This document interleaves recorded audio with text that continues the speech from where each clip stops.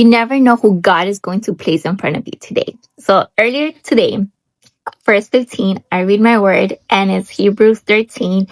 And in verse 2, it says, don't forget to show hospitality to strangers, for some who have done this have entertained angels without realizing. Guess what happened? The gentleman sat next to me and he shared what he was doing for God. He was, sharing the word, and he's making such an impact through his community online. And I thought that was so remarkable, and you can tell how genuine he was about it. And then later on, I just finished grabbing an acai bowl, and I see this group of people, they're coming in and they're placing their order. And some of them come a little bit late, and I told them, you go ahead, I'll wait for you.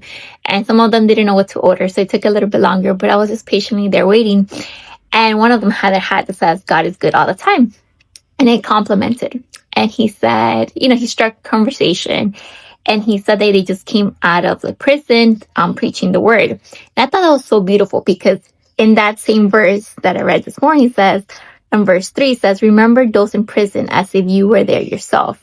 Remember also those being mistreated as if you felt their pain in your own bodies. And so many times we can be just focused on ourselves that we forget to show hospitality to others.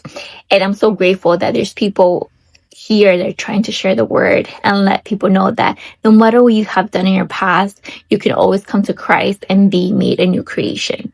Because you never know how God is going to use you. You can be the person who shows the light to someone that's right now going through so much darkness, someone that he's probably trying to commit suicide.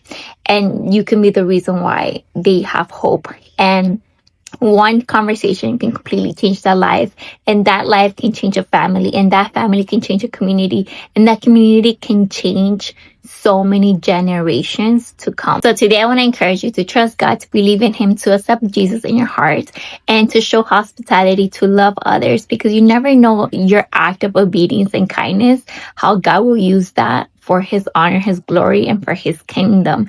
Because guys, more than money, more than anything in this world, we would want and hope for heaven to be crowded. So today, I want you to turn your brain on and look for opportunities and possibilities where you can encourage someone intentionally, where you can compliment them, where you can share your testimony and be obedient to what God is calling you to do.